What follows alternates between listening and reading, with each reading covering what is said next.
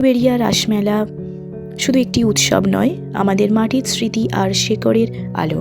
এই মেলার জন্মকথা কতটা গভীরে লুকিয়ে আছে, আজ আমরা সেই পথেই হাঁটব।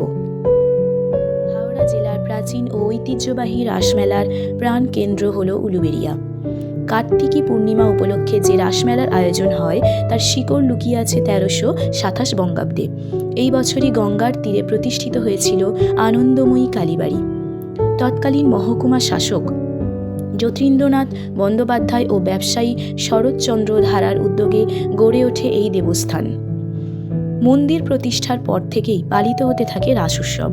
আর 1358 বঙ্গাব্দে অর্থাৎ 1951 সালে রাসবিহারী বন্দ্যোপাধ্যায়ের নেতৃত্বে সূচনা হয় উলুবেড়িয়া রাসমেলার আনুষ্ঠানিক রূপ।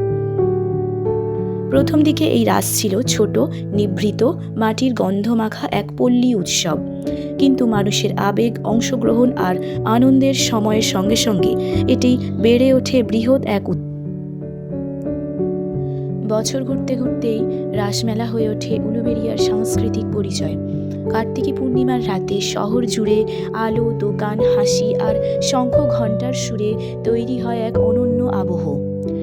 এখানে শুধু মেলা নয়, উলুবেড়িয়ার মানুষের বিশ্বাস, ঐতিহ্য আর মিলনের এক বার্ষিক উৎসব, যেখানে পুরানো স্মৃতি আর বর্তমানের আনন্দ হাত ধরে হাঁটে। উলুবেড়িয়া রাসমেলা ইতিহাস, ঐতিহ্য আর মানুষের প্রাণের উচ্ছ্বাসে নির্মিত এক অমূল্য উত্তরাধিকার। আজও এই মেলা গর্বের সঙ্গে বহন করে শতাব্দীর আলো।